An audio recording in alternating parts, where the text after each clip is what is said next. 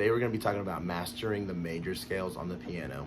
In this video we're going to go through all 12 major scales and learn how to do them. The importance of knowing scales is the second you see a key signature, boom, go play. You don't have to think twice about what notes you're using. You're very confident navigating around, so if you have to transpose, play something in a different key, you're never caught off guard. So I have this really cool PDF that I made. It's on my website, and it has every key, all the notes, and all the fingerings included. And so a couple things, when we're looking at scales, our fingers are associated with numbers. I'm assuming a lot, if you're a piano player, you already know this, but our thumbs are always 1, fingers 2, 3, middle fingers 3, ring fingers 4, pinkies 5. So if you're not used to that, a good thing to do is just put your hand down, 1, 2, 2, 2, 2, 3, 3, 3, 3, 3, 3, 1, 1, 1, 1, 1, 1.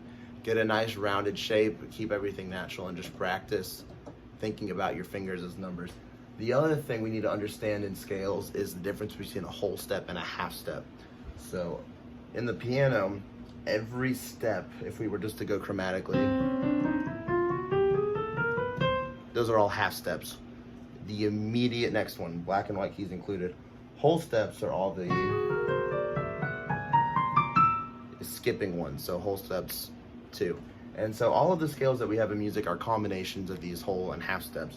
So the major scale goes, and you can memorize this anywhere you start, it will work.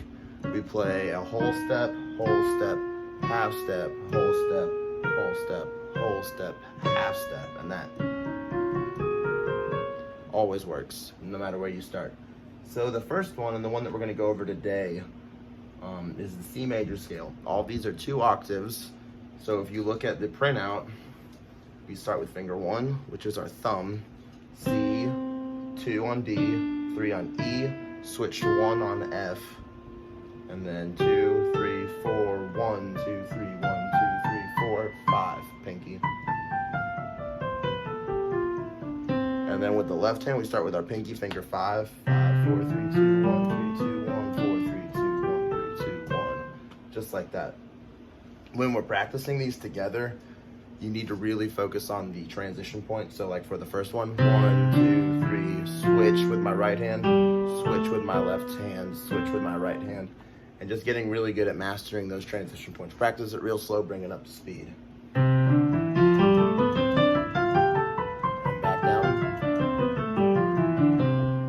So we're gonna play through the first scale. Our goal is to have a nice even sound initially, and I always recommend playing with a metronome. So this level, when you're just learning, start it at a slow tempo and just play 8th notes. So we'll play 2 notes per every click.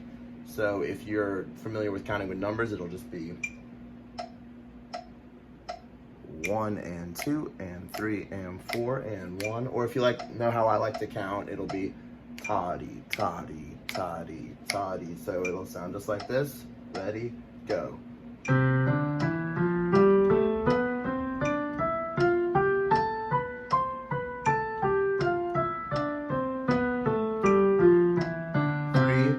Next one.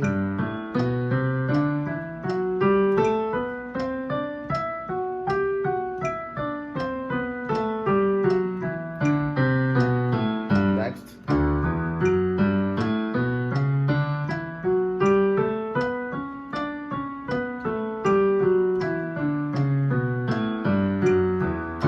And etc. Awesome. So I just did C, G, and D there. There's 12 in total.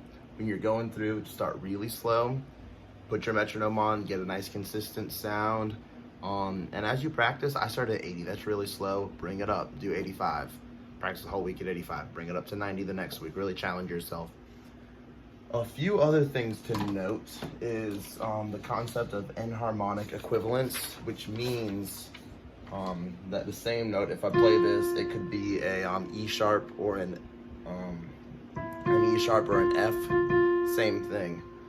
This could be an F sharp or it could be a G flat, same note. But the reason this is important, when we're playing scales, all 7 notes have to be represented. So when I'm in the key of C, C, D, E, F, G, A, B, C. So I think the one example in this that happens is F sharp major. F sharp, G sharp, A sharp, B, C sharp, D sharp, E. So the note that I'm playing looks like an F, but we can't have an F and then F sharp, same note.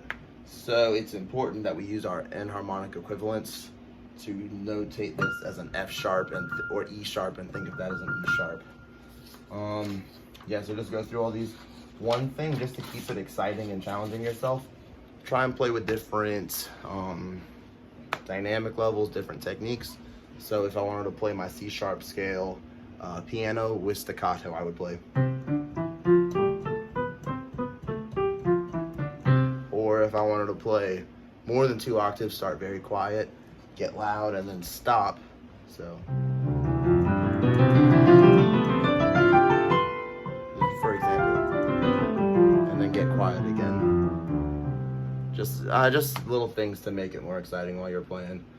But other than that, go to my website. There's a printout right there. Everything that you would ever need for major scales is on there, and I hope you guys find everything you need.